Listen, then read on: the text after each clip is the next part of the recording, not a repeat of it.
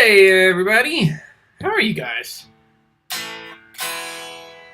This lens I really like using, but it's from the 1980s, and it's a bit loud. So if I turn it on, can you hear it? It's not bad. But anyway, tell me how it sounds. I've got doing something fancy up top with 2 new condensers from our friends at Sweetwater. Hey everybody, Daniel's here, Patrick's here. Nice spec, you like those? These are just blue light glasses. But as someone who just stares at a computer most of the time, and yeah, my eyes, I've noticed recently I'm getting like some headaches and tension, and I find myself scrunching, furrowing my eyebrow a lot. Dave! Hey Dave, glad you're here, man. And Pat, from Ottawa, Canada. That's a new face. Haven't seen you around before. That's exciting. Guys, I literally have no plan. So I figured today would be like, let's hang out, let's talk. If you want me to react to things, you can put them in the comments. If you want me to check things out, if we want to, well, we can't listen to music per se. But yeah, other than that, I figured just some show and tell. Because I have had, 20 guitars show up in the last couple days. This Telly is one of the newest and most cool. Check out how freaking cool that thing is. Look at all the smudges, too. I had it in the house, and my little boy has been just smacking it with, yeah, just little fingerprints all over. But this guitar came from Billy, Mr. Billy Nix, who will be here in a minute. Caleb Hawkins is here. Hey, buddy. And JP Cormier doesn't believe Stringjoy really has a factory. I've been there. It's on Hillsborough Pike. I've been there. I got pictures to prove it. They're making their own strings. Let me turn this ticker off. My ticker. That's funny. I have to text. He'll be in Nashville. He could go by. I could take him by when I'm gonna try and be there at the same time. Schuer 5151. Hello from Yuma, Arizona. Hey buddy. Hello from the Mississippi Gulf Coast. I love the Mississippi Gulf Coast. What part of the Mississippi Gulf Coast? Gulf Spring, Ocean Springs, Diamond Head, Long Beach. What else? Anyway, doesn't matter. Howard's here. Hey Tex. Dave, dude, I like when you guys. I like doing the live show. Ah, whoops. Dang it. Brad says, I've seen the tours of the Stringjoy factory. I didn't care for their strings when I tried them. That's fair. This water is from this morning, but it smells like a pool. So, only drink that if I get really thirsty. I just want to move it in a frame. But, yeah. So, this is a Fender special run. It's made in Mexico in 2011. Billy Nix, he bought this when he was a spring chicken, and I think his dad got it when maybe they had a guitar shop or something. But he asked me if I wanted it last week, and I said, of course I do. So, for sure. But yeah, Stringjoys, yeah, they're not for everybody. I like them. I just did my video on them. Did you guys see that a couple weeks ago? We don't talk about Stringjoy. Okay, I do not have a place to put this guitar. All right. Put it over here, just out of frame. But, yeah. Other people, Mike Jones. I'm sure no one's ever done that to you. Good afternoon, Jeremy. Rick Rutherford. Hey, buddy. From Austin, Texas. I love Austin. I want to go to Austin this summer. Chapel Hill. Hey, buddy. John Washburn from Kansas City. Jose! I'm connected via Facebook today. That's awesome. There are some people. I also stream this on my LinkedIn because why not? Yeah, so occasionally we have people from LinkedIn, but I'm glad you're from Facebook, Jose.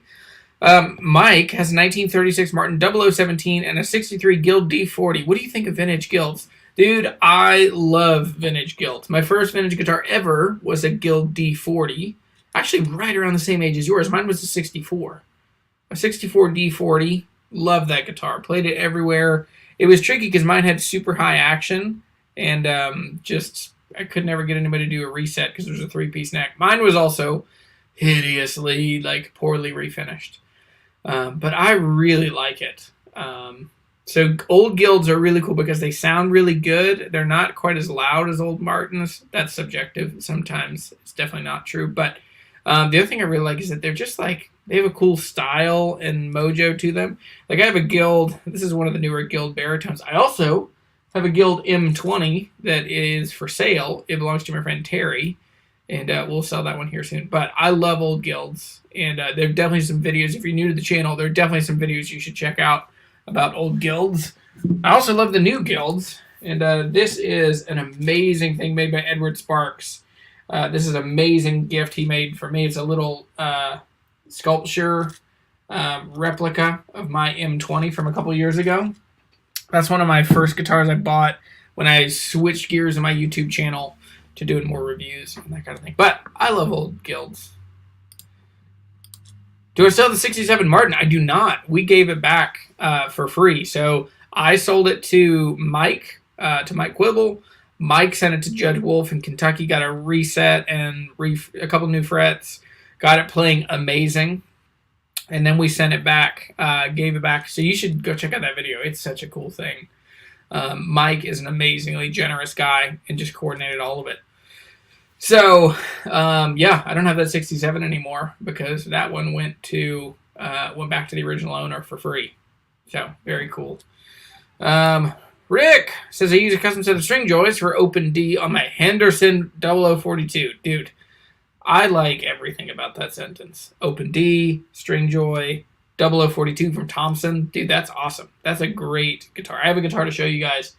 So here in a minute, I can show you some. Is that what you want to do? I've got some cool guitars to show that haven't made it in videos or even on Instagram yet.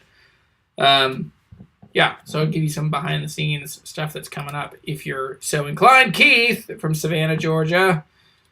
Good day from down under. That's awesome. My brother's down under. Do you know him? His name's Jason. He lives in New South Wales. But, hey, Jeremy, I just bought a birth year Martin. That's awesome, especially if you're younger than like 50. It's it's more affordable than like, I was born in 1939 and I want a birth year. You're like, well, maybe you'd have the 80 grand to buy that. Sonia, hello, how are you? I'm glad you're here.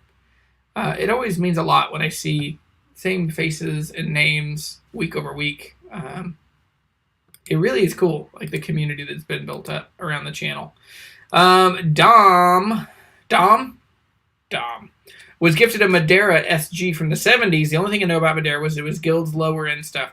You ever cross any of these? I have. So it would be like a Polaris or a P100 or like the lower versions of those. Or weren't they also called an S100? I don't know them super well, but they're really fun. That style of guitar isn't my style per se because SGs to me feel too close to my body and too far out to the left. But very cool guitar, and it's super fun. They're definitely like a cool unknown. Should be made in Japan, and usually the places that those are the most corners are cut are on the electronics. So if you can swap out, better pickups in electronics, keep the original stuff, you could have a cool guitar that if you ever need to, you can swap back pretty easy. So anyway, Steve Kelly says, my first real guitar was an Ibanez Roadstar and Yamaha 212 that came from the Guitar and Amp Center in Harrisonburg in 1984. You know that place? I do know that place. I worked at that place for 7-8 years and loved that place. My first guitar came from Hometown Music. It's over here in the corner. Okay, this isn't technically my first guitar. The first guitar I ever bought myself was this from the Guitar and Amp Center in Harrisonburg, Virginia. And it was a Squire when it started out life. But 84, that was before I was around. The shop would have only been 6 years old in 84. It opened in 78. But I miss that shop. And I miss Warren.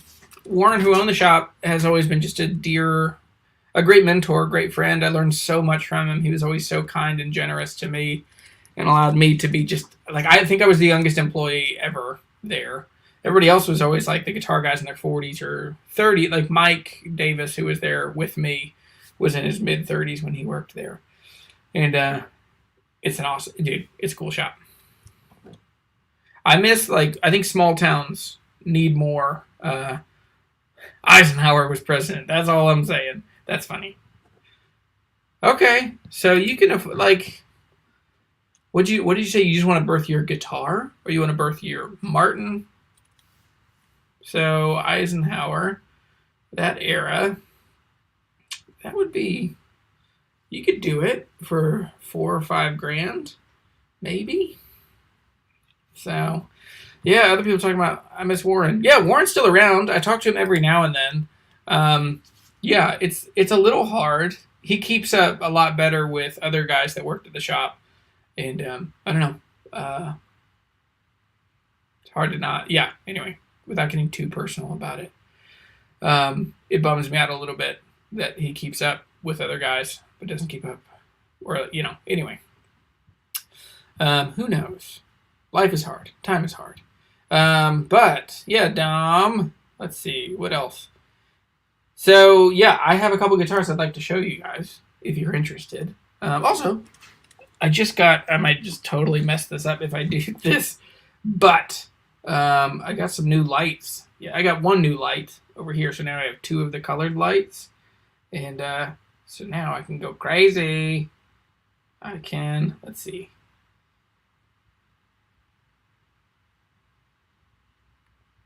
All right, let's see how I can do this. So I can change the colors all around. So I can go like red and purple. And then I can go to the other one, and I can go, let's see, what's the opposite? I'm pink on one side, I need to be green on the other. Whoa. So, this is my new favorite thing, and then I can do like, the police are coming. Or that one's on party mode. Police. There you go. Anyway, I've done this a lot. But we'll go back to the HSI. And is that a good color combo? Who knows? I usually, because you just have the color wheel, so I just go opposite of whatever things are. So anyway, this feels, yeah, this feels like, oh, Daniel. Daniel says, when are you updating your website with new guitars and taking down old guitars? I think I took down the old ones yesterday. I think maybe there's one. I have the House OM, which is still up there. But I've put up some new guitars in the last couple days, if you're looking on the website. But literally this week, my external hard drive filled up, and then my internal hard drive filled up. And so I've just been like trying to find time to like scoot stuff around onto new external hard drives. So I finally got like a big boy. I got an 8 terabyte large backup drive that I can put everything on and then go back to. Anyway, it's all data management, because also my Lightroom filled up. None of this is particularly helpful into the question of why I haven't uploaded the guitars. But they're coming. I have the 2 ES-125s that, one, when I cleaned it up, I found that it has a stinger on the back of the headstock, which is so cool. That's the 55. So I think I'm going to put one at 3 and one at 2750, because one's in like minty clean condition, and then the other one is still really good condition but has the stinger. So anyway, Rick, yeah, thanks. And somebody, yeah, Alex mentioned the shirt too. Yeah, love those dudes. It was so fun hanging out with those guys. I really enjoyed hanging out with those guys. Yeah, 8 terabytes, big boy. So I looked through, I have like, since I've started doing YouTube videos, I keep all of the raw video, all of the photos, edited photos, and the projects. And then I keep the exported video. So like, you know, it's not hard. Most projects are 20 or 30 gigs.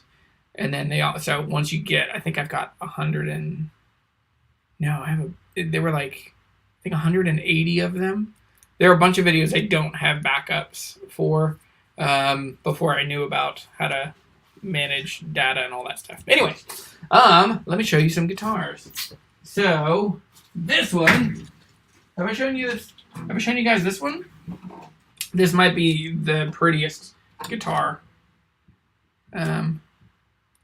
So this is a Ferk Red Deluxe. Now this one also is just insane cocobolo on the back and sides.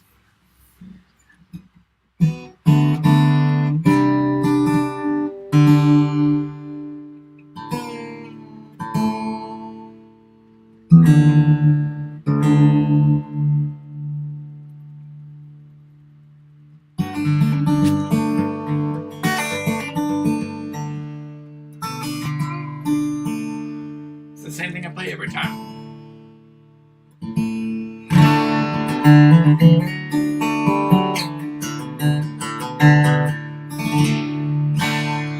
But yeah, oh, is that clipping? Let me see.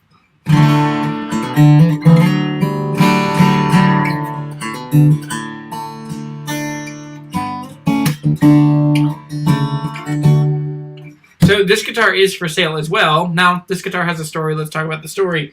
This is a Ferk Red Deluxe. They're made in the Czech Republic. They're shipped to the U.S., and then they're tested and inspected in Nashville before they get sent out into the U.S. They've only had U.S. distribution since 2019, and so there aren't very many Ferks in the U.S., but they are just mind-bogglingly good quality.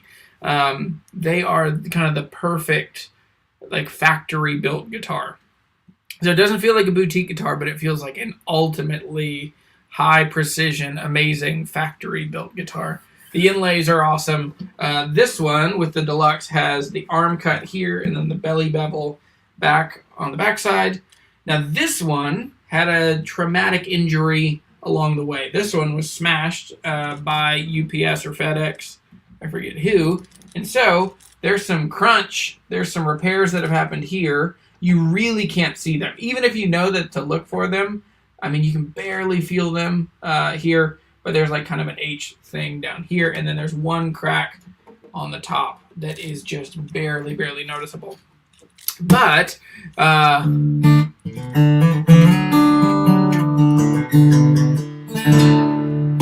this guitar would be $68.99.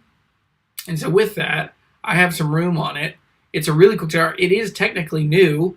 Well, yes, it's technically new because it's being sold on behalf. Anyway, I don't know its warranty. Anyway, technically used, I guess.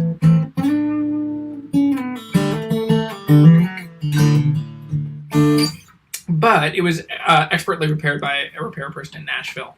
And so, anyway, it's very cool. It's, I mean, incredibly ornate. Somebody mentioned the Roman numerals. And so for me, I think it's a lot. Not quite my thing.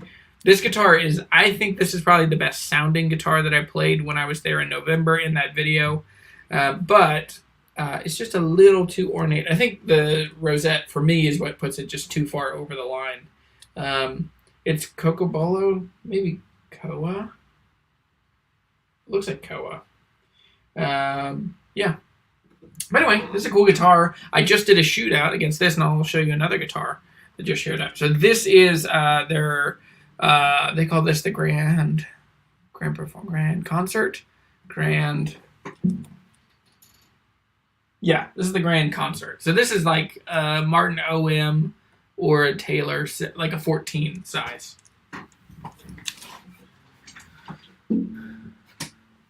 So now the guitar I just filmed a shootout yesterday, which will go out soon, is against this. This is one of the brand new Orangewood.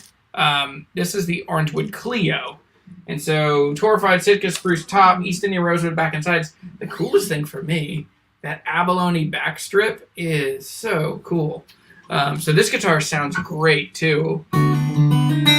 Hang on. Okay, so I had this in a tuning to play an. Let me just.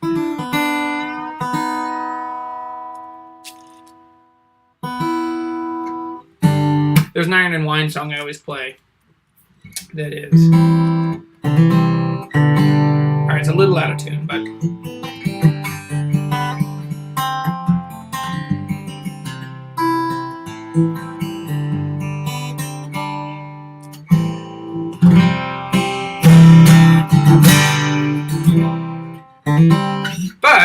ended up shooting out a comparison, a blind shootout between the Cocobolo Ferk and the Rosewood Clio, and it's pretty shocking, like how similar it is. So those are always fun videos. I always get a little nervous. What do you think about this? I get nervous, so neither of these guitars are technically mine. One belongs to Ferk, one belongs to Orangewood. I don't get to keep the Orangewood Clio because they're in such high demand. And so it's like, how do I declare the sponsorship? It's not really sponsored. Like, both of them said, hey, have these guitars, make a video. But I'm not actually I'm benefiting from getting the guitars to use to make content, but I'm not getting paid. Like, actually, Orangewood, I think, is paying me like a couple $100 for some videos on it. But anyway, yeah. Apparently, it's a new product day on YouTube. Did Gibson send you a Theodore to demo too? No, I did not get one. I don't. I'm okay with those. Like, I'm normally on the Fenders, but I'm not like a huge electric guitar guy. Not a huge new guitar guy per se. But it is interesting. I saw a bunch, and it's funny. So Casino Guitars, and let's talk about this. Casino Guitars talked about how there is a list that manufacturers have of good channels to work with and bad channels. They called it the good list and the naughty list. I know that for most manufacturers, I'm on the good list because I'm pretty like gentle when I don't like things. I'll usually just say to that, like, I just don't let things in that I don't like, and I'm just not gonna like, crap on stuff. But anyway, so I didn't get one. I haven't watched any. I'm trying to limit how much like guitar YouTube I watch outside of my stuff and my friends' stuff, because it kind of skews how I make stuff. And so I take tons of inspiration from other styles of YouTube videos. Yeah. I've mentioned it before, like car YouTube. I'm not a huge car guy, but I like cars, and I love like how fun, like, so Donut Media, Hoovie's Garage, VinWiki, those are all kind of things that I'm definitely into. So let's see. Yeah, that one's it's a bit bigger than a 00. Is that what you're talking about? Let's see. Hang on. Anyway. But yeah, so it is new product day. Okay, here's a question. Pat says, hey, Jeremy, I have an HD28 and a J45. I play outlaw, country, and Celtic music. I'm mostly a strummer with a bit of finger style, but do I really need both, or should I just get rid of one? No, that's a great duo. The way that I visualize guitars and their relationship to each other is twofold. So number one, I view guitars from left to, let me do it backwards for you. So left to right. And so from left to right, you're going to go with dark on the left all the way up to really bright sounding guitars. And then on the Y-axis, on the vertical axis, you're going to put on the top really specific sounding guitars and really diverse sounding guitars. So up top, you're going to have guitars that you can't hide what they are. I think Telecasters are often, Stratocasters are more that. Stratocasters just sound like a Strat, and it's hard to make them sound like something else. Or in acoustic guitar world, like a J200 is so high on, like, it sounds like a big maple guitar, and it's not going to, like, you can't fake it and make it sound like a D18 or something that's more diverse. On the other end, you'd have guitars that are super diverse. So for your guitars, you have an HD28, which is big, boomy, bassy. So it's going to go like, it'll go like top. I'm trying to do it backwards so that it makes sense on video. So I'm like flipping everything. But you have an HD28 that is a big, boomy, scooped, chimey, bassy, not as much mids, general sounding guitar. That is, it would go to like top right, top left. I would call it more bright than dark. So anyway, but it's pretty specific. Then on the other side, you have the J45, which is a round shoulder, short scale, mahogany back and sides, more chimey, more warm, but still mahogany. So most frequencies are about the same volume. So with that, I would put that more on the bottom side of that graph. And so all of that puts to where these two things pair really well, because you can say like, well, if I'm playing outlaw country and I want to sound like, you know, push more into the bluegrass kind of tone or the kind of country kind of tone, you can do that. But if you're going to come to a little more of the Americana style, the J45. That's a great pairing. They're good, and they're kind of on opposite ends of the same spectrum. Like one's very specific, one's more diverse, one's a little brighter, one's a little more jangly. It could mix really well. So that's how I visualize them. I cover that in like tons of detail with a workbook, with a graph, that's a huge focus on the third part of the course that I launched earlier this year, which is called Write Guitars Faster. And so if you want to learn more about that, if you want to figure out how few guitars can I get that will do everything I need to do, I will teach you the tools that will help you kind of visualize and figure out your collection in such a way that you have all your bases covered, and it's really like satisfying to you, and you don't feel like you have any redundancy. Because that's the problem. Like, look at my collection now. Like right now, what I have like 7 Telecasters. So I'm stuck in some redundancy and overlap. But those two are a great duo. So there's some other questions in here. What manufacturers have adjustable truss rods at the headstock? Taylor's, Gibson, not Martin's, not Larrivee, not Firk, not Blue Ridge. Well, some Blue Ridges do. The BG, the Gibson style ones. There are a lot. Fenders. Sorry, I'm just going to look around for a minute. Yeah, Fender. What else haven't I talked about? Taylor's do. Gibson's do. Yeah.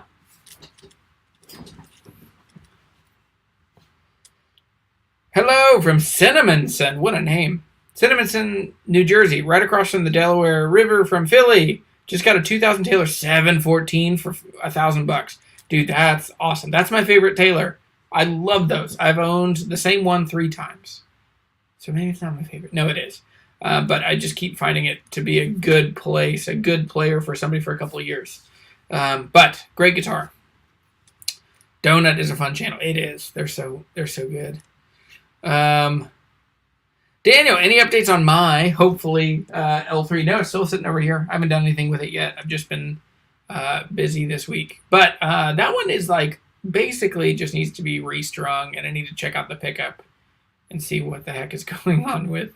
It just has a loose battery pack. So I'll check it out. You'll be the first one to know. I'll text you when it's ready. Yeah. Somebody else grew up in Cinnamonson. That's funny. Show the Firk. I just did. The Firk. What the Firk, man? So, Firk, Red Deluxe. Coca-Cola back and sides. Belly bevel, arm bevel. Destroyed by FedEx or UPS. And really, really well repaired. This one's for sale. This one is already on the website, I believe.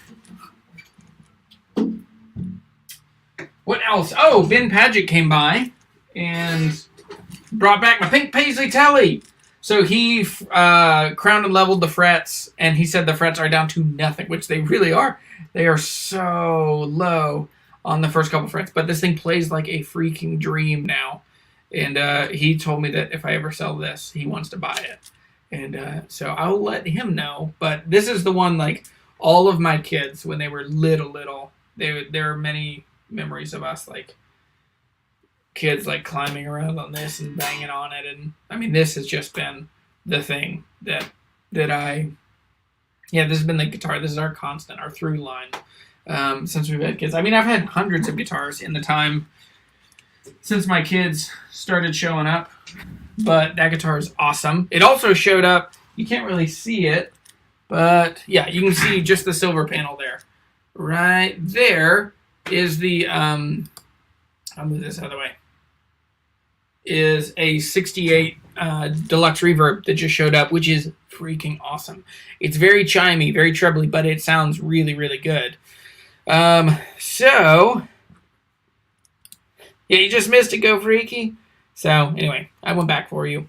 But, what are my thoughts on the Santa Cruz Parabolic Tension Strings? I haven't bought any. Each time I look at them, I think Chicago Music Exchange had like $5 shipping on them. So, anyway, I'll do better. I promise. So, Tech says, I'd rather be playing guitar or learning a song than watching videos. That's good. I get stuck. I get stuck watching videos, especially demos. It's a good check for me that I have to like watch more music. Yeah. Dano, it is funny. The irony of you saying that in a YouTube video is lost on me. That's true. Oh, that's good. Favorite stoner rock band? Bongzilla. They're a metal band, but they're like stoner doom. But they have a song called Hash Dealer. It's like 17 minutes long. It is my favorite. Like, it's so heavy and so. They were the first dudes I saw them live. They were the first dudes I ever saw playing in like C standard or B standard, and it was just melted my mind. And I wasn't even stoned, but it's just like amazing. So they're awesome. I like them a lot. Yeah, that's a good question. Guild. What guild? I got a Guild M20, a new one. It belongs to Terry. It's a Sunburst, unlike mine that was a natural. Oh, Guild does. You're talking about, yes. Yeah. They do. You're right. Because the M20 that I have has a truss rod on the headstock. Yep.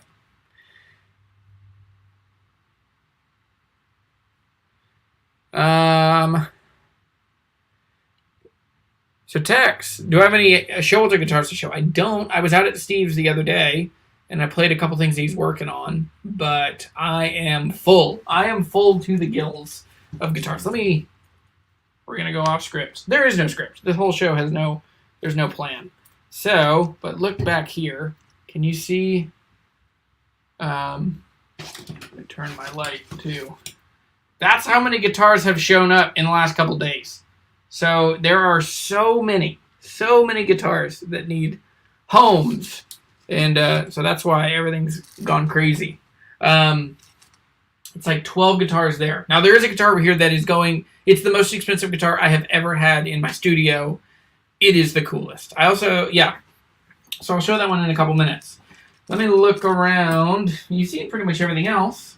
Have I shown you guys these? Oh, yes. Okay, I've got 2 or 3 to show you. This is probably the best Telecaster I've ever played, and I'm trying to figure out how to own it. This belongs to Rich. Rich is a YouTube subscriber. He's a friend. He also builds guitars. So this guitar, I forget the guy's last name. This guitar was made by Mario something in Murfreesboro, Tennessee, actually right around the road from Gallagher, where that guitar is built. I'll show you that one next. But this is an incredibly light. I think this whole guitar is like for almost like 5 pounds. It's really, really light. And so this guitar is he calls this tobacco, a nicotine finish, nicotine blonde or something. And so it's a heavy relic that he's done. This is an original 50s Blackguard Bakelite pickup or pick guard. Ashtray. Now the sneaky thing on this is it is an ashtray with 3 saddles, but it has a compensated nut. And so you can actually intonate this guitar. And so you can see there's notches. And so basically this guitar is like dead on intonated, but still has the mojo and vibe. It has an all parts neck that he's also relicked. He's relicked the fingerboard.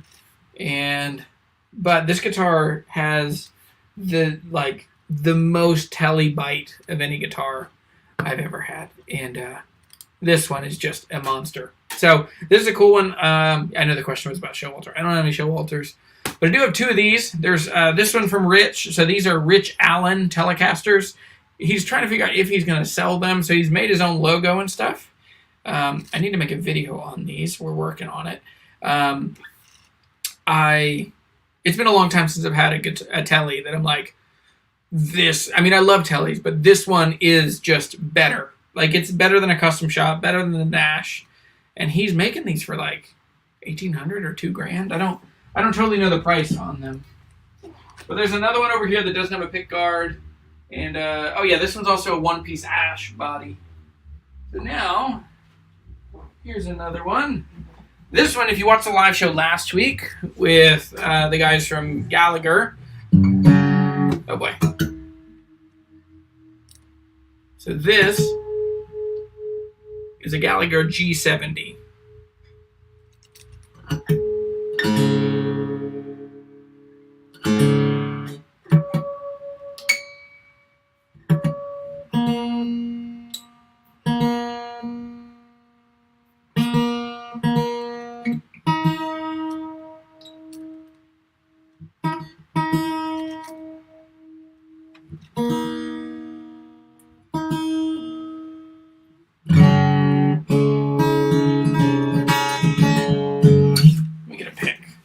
So the Gallagher G70, Sitka spruce top, East Indian rosewood back and sides. It's kind of similar to an HD28, but this guitar is just a magical, really warm, full sounding dreadnought.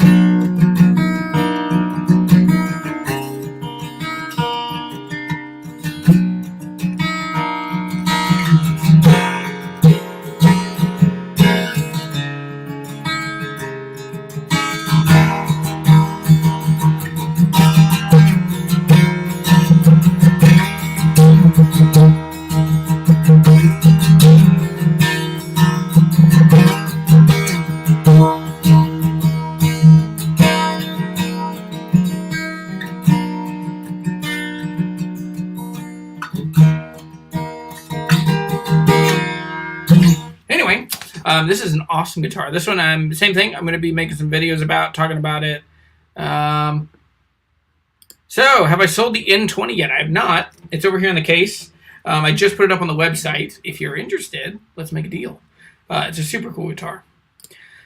Dave, great question. Thoughts on 70s Martins? Probably smaller than the Dread size. Repeat. Sorry.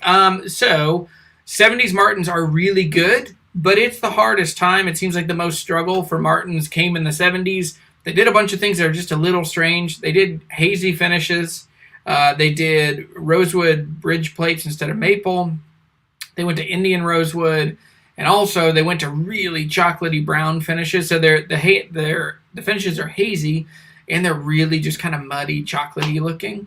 And so some of them, and then all of them are going to need neck resets. Now, with that said, there's still some real winners from the 70s. My favorite one I've ever owned was a 1971 or 72. It's a really old YouTube video on my channel. But it's a 1971, I believe. It was a Martin 1235. So it was a slot head, slope shoulder, 12 fret, 12 string. So many words and numbers and alliteration. But it was a monster of a guitar. Now, there are others that are really helpful and really good. The main one being my friend, there's another really old video on my channel from like 2018 or 2019. It's my friend David's 71, 0021. That guitar is just amazing. That's a guitar that I just think is so good.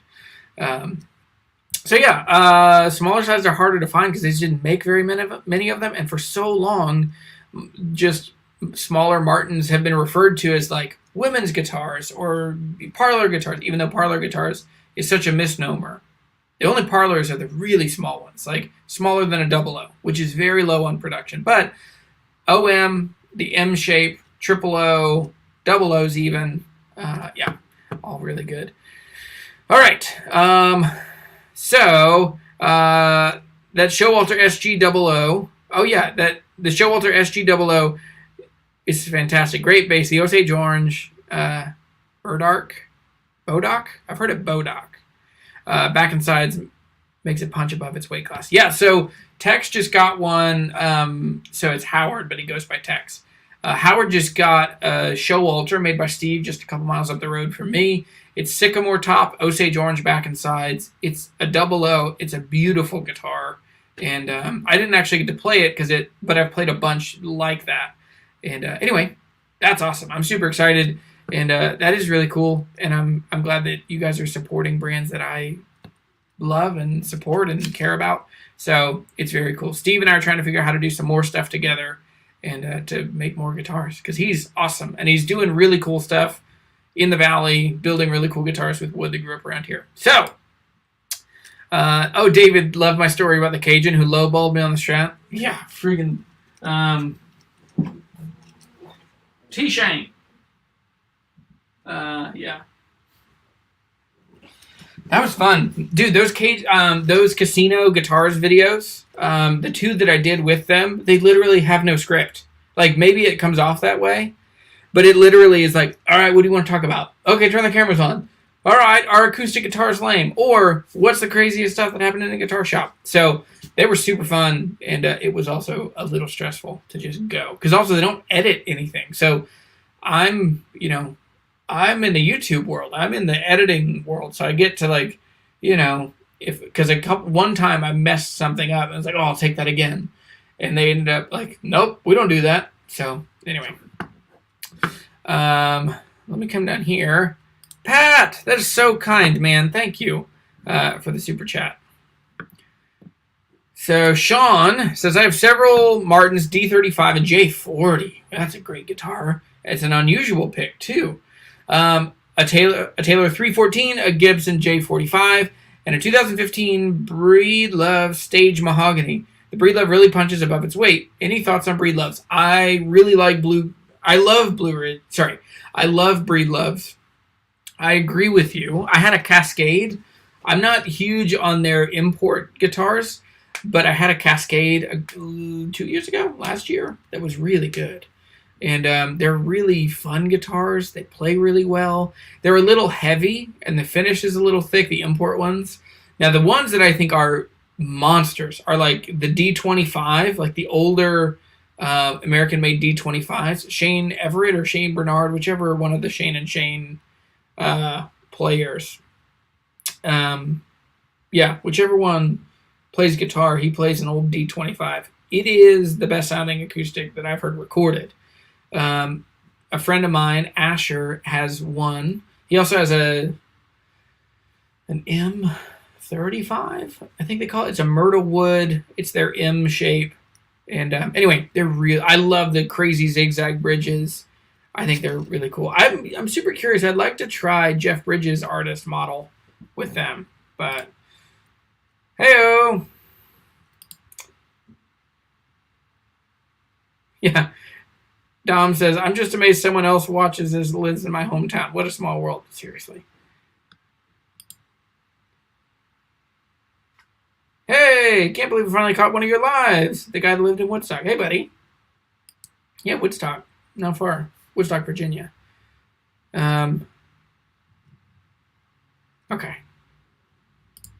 Let me see.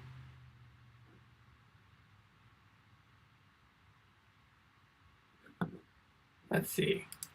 Guitar 59 says, what's your opinion on higher end Washburns like Timeless and Revival lines? They're not my thing. They're fine guitars. They're made by either Cort or Samick, and they're fine. But yeah. So, yes. Dan, I do have a House OM. I have one of the House vintage OMs. It's on the website. And, it's a monster of a guitar.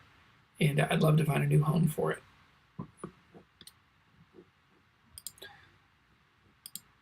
Dr. Godin says, just recently sold my Gibson B25 for $1,400. That's awesome. To fund a Korean Epi casino with an aftermarket Bigsby. Have some bucks left over. The guy in Charlotte who bought the B25 is a cool guy who deals lots. That's awesome. That's crazy that somebody who bought it that flips a lot paid $1,400 for a B25. The market is changing because those for so long were like $600 guitars, $800 guitars. And so now they've doubled. So if he's buying at 14, he's thinking he can get 16 or 17, I would bet, for it. But that's pretty cool. So let's see. Way off topic, but have you seen the TV program where Gordon Ramsay goes to Louisiana and makes gumbo? Thought I'd ask. You are from there, haha. Yeah, so I haven't seen that, but dude, gumbo is amazing. I made gumbo last week. We made so much gumbo. We had 40 people that needed dinner, And so my wife and I, like, we did 2 batches of the same recipe, but the hardest part of gumbo is getting, so we do it without a roux, which you can't do. Gumbo is like, it's like chili. It's an idea more than it's a recipe. But the gumbo that we do, and Elliot's wife is from Louisiana as well. The hardest part is just that first 15 minutes or so when you're sweating the okra and it's getting slimy, and you have to just keep cooking it until it's not slimy anymore, because that stuff will burn so hard and so fast, and it will ruin the gumbo after that. And so that's the hardest part for sure. But let's see. Let's break it out. I have another guitar that most of us don't know about. I don't know much about it, but it is, I mean, not hyperbole. It is probably the best sounding guitar I've ever played.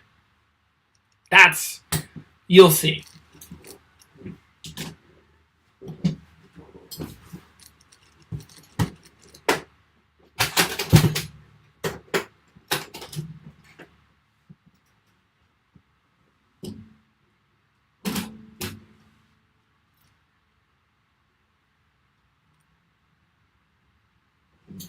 So this, tell me what this is. Do you know?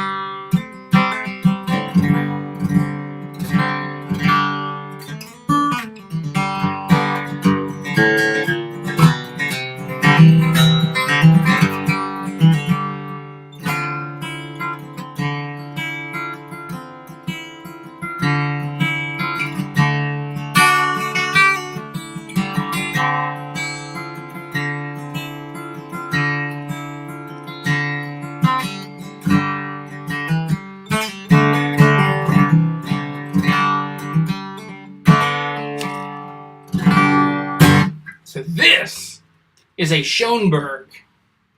Now this is Brazilian rosewood back and sides. This is a red spruce top. This is the most expensive guitar I've ever had in the studio. Now this guitar is being sold in collaboration with Acoustic Bench magazine. What are we calling it? Good Acoustics. So Terrence Tran from Singapore, he and I are going together to start selling some guitars. So this, if you don't know what a Schoenberg is, this was made in the Martin factory in the early 90s under full supervision of T.K. Thompson. So this is before Thompsons were Thompson. This was what they were doing, and so it's basically a 30s spec OM. Sorry, yeah, it's like a 30 spec OM 28. So herringbone, Brazilian rosewood. So this is old growth Brazilian on the back and sides. And I'm first in line to say that I usually think that Brazilian is more marketing, more sales than it is genuinely a better tone wood. But this guitar is amazing. Ben Padgett was here with me yesterday when this guitar showed up. And oh my gosh, it just...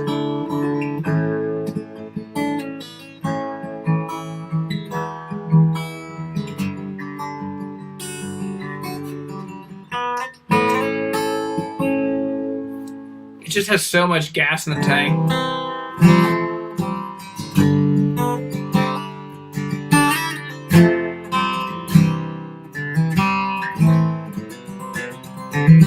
Yeah, I mean, all of us, so it's the Alamo, or it's Tony, all those songs that you use to test out a guitar.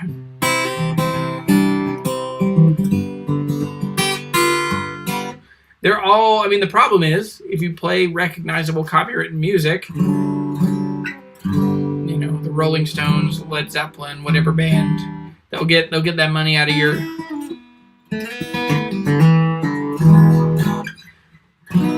But the amazing thing also about this guitar is, let's see if I can get it to focus. So this has proper bar frets. Like, this is 1930s style. And the craziest thing, I don't think you'll be able to... Okay, yeah. So see up here? Those are like actual bar... Oh, come on. But yeah, so they're bar frets and they're raised up. They're so high up here.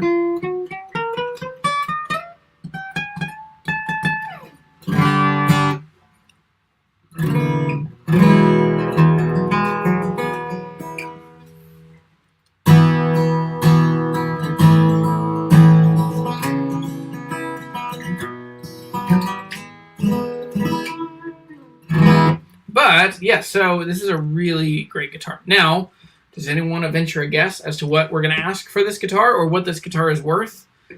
So this is in the early 90s. So it's older, has a little bit of checking on it.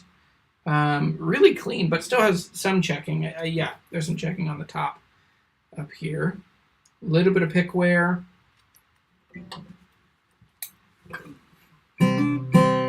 Freight train.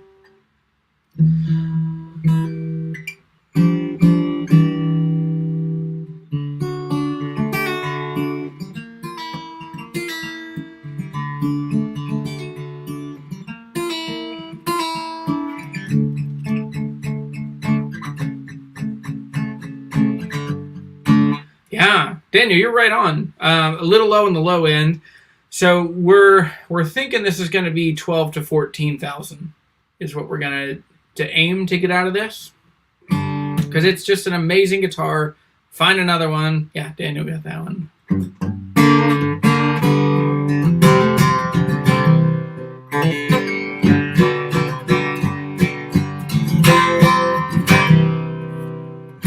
But anyway, so this is, I mean, it doesn't get much cooler than this. And the last one, I think I'm going to sell, I'm going to save the L1. I'll make a video on the L1 next week. But, Ferk, and then I also have, if you're interested, I can pull, I'll list off some stuff and I can pull it out if you're interested. I have that Wright Luthery Jumbo, the all maple slope shoulder. That one's being traded. Someone offered me a trade on something crazy and awesome. So that one's going to swap out next week. And then I also have a nonsense guitar that I have a review. Not super excited. It's this silent guitar made by this company in China. It's fine. It's just weird and heavy. Anyway, I also have a PRS acoustic that I'm going to do a review for Sweetwater. I have a, what else do I have? A D'Angelico over there that's actually really cool. I think it's the Tammany. And then what else do I have? I can't think. There are so many guitars. Maybe it's the Orangewood. That's that other case over there. But anyway, anything else? Got 5 minutes before we wrap it up. Yeah, no plan today. Let me see if anybody from Instagram said anything. I'm going to have to drink some of the pool water.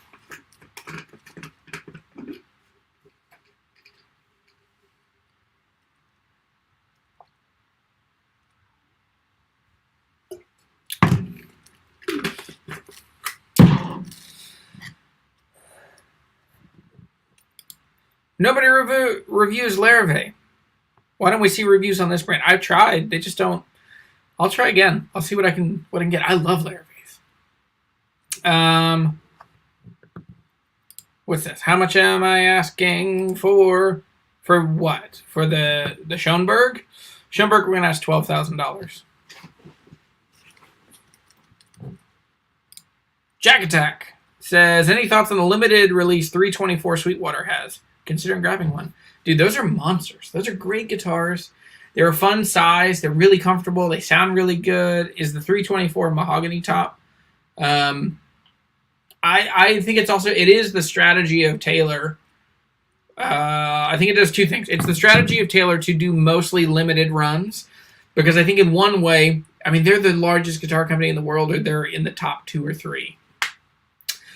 But it allows them to still kind of play by the same playbook that smaller builders do. So they just kind of batch stuff when they get cool materials for guitars instead of saying, we're going to pass on those so that we can do a D18, so we can build, 18,000 D18s this year. I think what they do is they say, well, we got this really cool mahogany. Let's do some small body. We'll do a limited run. Or we got African Blackwood. Or we got Avant-Call. Or we got whatever. So I think it is pretty cool. So it's hard to not like those. Heartbreaker Guitar says Larrivee. Okay. I'm going to reach out to Larrivee directly and see if I can get something or do something. Because Sweetwater doesn't sell Larrivee, which is part of why most of the guitars that I get access to, I'm able to work out a deal. Like Larrivee will want to work with Sweetwater, and they'll give Sweetwater a deal on a guitar that then Sweetwater can give to me either in exchange for a video, or they can, we can kind of work a deal where I pay a smaller amount. All mahogany blacktop. Oh, that's cool. That's a cool guitar. So Tom says, what's the one guitar you were after to buy for yourself? A 50s country western. Like a real good one. A round shoulder, with the rope sticker inside. It's going to be $6,000 or $7,000. Probably $8,000 by the time I save up for it. But I'm starting to work on that. I keep thinking I'm going to relaunch the Dream Guitar Challenge, but I keep having guitars show up. But yeah, thankfully I'm really into some good stuff now that will make some money and energy and room for me to start kind of going along. The other thing is I'm pivoting how I'm doing YouTube videos to now where I'm spending most of my time going to guitar shops and meeting people and just doing tours of video. So we're going to do 2 more shops on Monday in Roanoke, Virginia. So that'll be fun. Sonia says, Jeremy, what's going on with Recording King? Did you hear from them yet? Would love for you to review the RD328. I have tried. They're similar to Eastman. Eastman sent me an email saying, they responded to my email and said, when you have 100,000 subscribers, we would work with you. But, so I will remind myself, I'm going to send an email to myself, try to get a Recording King RD328. I have an Eastman. Oh, that's what that other case is. I have an Eastman over there, like an older used Eastman. That'd be pretty fun. Gene Autry's guitar. That's another one. That one, it's so prohibitively expensive. To get even a clone of a Gene Autry is now in the mid-20s. And so I think that style of guitar, I think a 12-fret Dreadnought slot headstock, I think I'll probably do a custom guitar. That's one that I definitely am saving for. I'm in a really fortunate place now where I think I'm about full as far as guitars that I love and want to have forever. I am toying with the idea of selling my Husson Dalton because I just don't play it that much. And when I do, I go to my Waterloo or my Paget. Like those two do so much of what I want to do. I've got a Martin. I have a custom shop Martin coming next week. That's just a really weird. I couldn't pass up. I'm trading that Wright Lutherie guitar for it because it's just such a weird. You'll wait till you see it. Like you're gonna get why I'm into it, but you're also gonna be like, I've never seen another combination of tone woods like that. Well, a Jeremy Shepherd version of that guitar. I'm gonna go like whole hog. And, I want to get a guitar. And I understand it's vain. I feel like it's vain. But if I'm going for that absurd, I'm going to get my own name inlaid on the fingerboard. In the same style as Gene Autry. Yeah. What's interesting is I'm not a huge... I enjoy Gene Autry, but... yeah. But I love that style of guitar. The really Western-looking guitar. So the other one would be an SJ200 would be a guitar I would love to own and keep, like a big Sunburst guitar with the Wheat logo. Anyway, Tom, good to see you, buddy. Thanks for coming. So a couple of these people, you see these little icons next to their name down there, and that means they're a channel member. So if you become a channel member for a couple bucks a month, you can help support me. You also get early access to videos, and you get access to the Facebook group, which we're starting to get more energy and more traction on, to where you can get my advice and opinion as you're looking at guitars. You can just pop in there and say, hey, I'm looking at this D18. They're asking $1,600. What do you think? Is that a good deal? $1,600 for a D18 would be a great deal these days. But Jake says, recently sold a 62 Dove, played a 62 Gibson Dove at Guitar Center. It was $10,000. I was very disappointed, yet it was sold in... I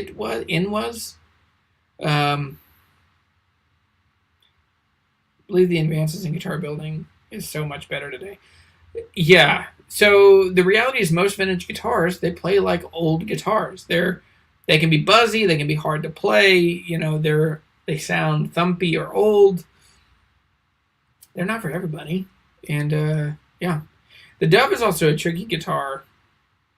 There's just a lot to it. I mean, they're very pretty guitars, and pretty does not necessarily mean that they sound good. I have a great interview for you guys this next week, which is I interview a couple amazing guitar builders, Leo Buendia and Gage Howland, and they just dropped some freaking wisdom on like figure does not mean tone, and it's so good. So I'm excited for you guys to see that. I'm going to try and get that video done to put it out on Monday. I got another video coming out on Thursday, and then live show next Friday. Hey-o, Nate Smith! Newer to the channel, enjoying it. Hello from Austin, Texas. Hey, buddy. Go to Austin Vintage Guitars for me.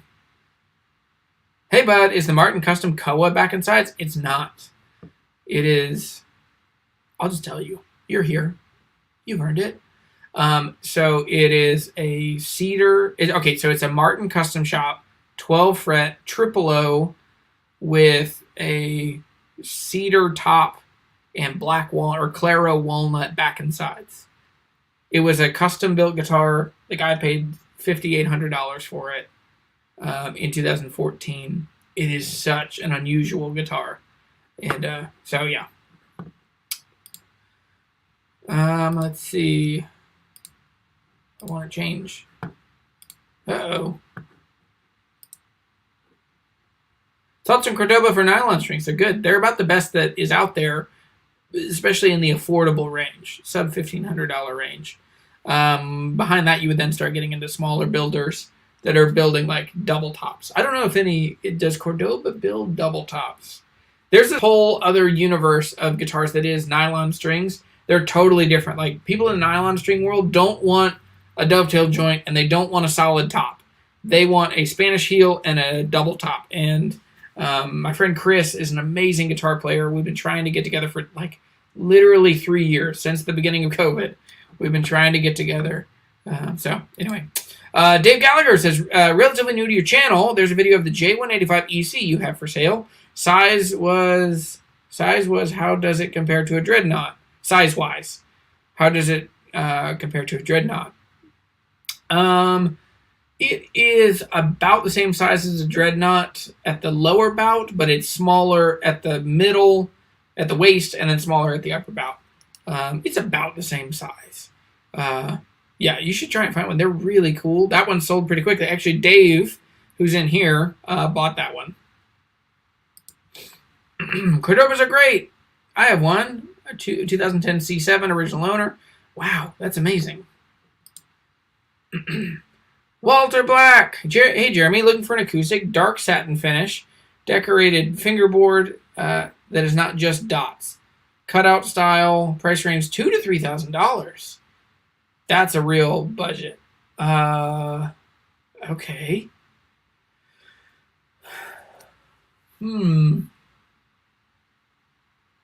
McPherson's are more expensive than that. Taylor might be. You might be able to get...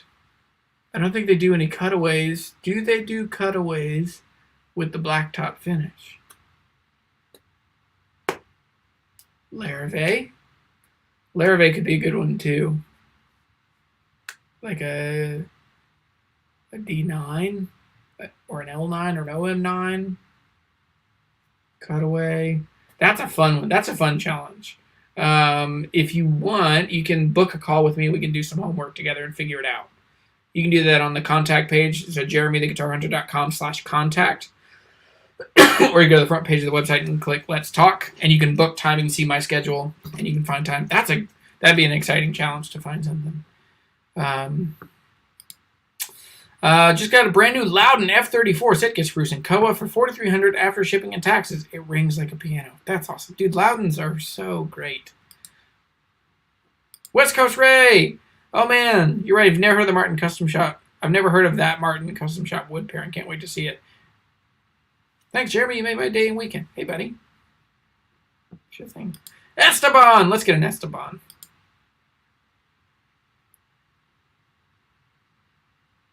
There's that one I mentioned. It's $2,500. Which one? Thumbs up for Larrivee. Dude, I love Larrivee. So, all right. The Jerry Cantrell Songwriter by Gibson. Not sure. I don't know that one very well. Oh, well, it was on the Casino Guitars podcast. It was super fun. The episode I did with them came out last week. I meant to share it. I just haven't shared it yet. But we talk about a Martin Artist model that they just released. It's Brooke Lintergarden, something with an L. And I looked it up today. I was just like letting Spotify play, and I recognized the name, and it's like a Christian singer-songwriter, like a worship leader, an artist model for her. I think she's with like Hillsong or somebody, but it's pretty cool. Yeah. So, got it. I get what you're saying now. But anyway, guys, we didn't have a plan, but we did it. Fun day. Showed off a bunch of guitars, and I'm excited for you guys.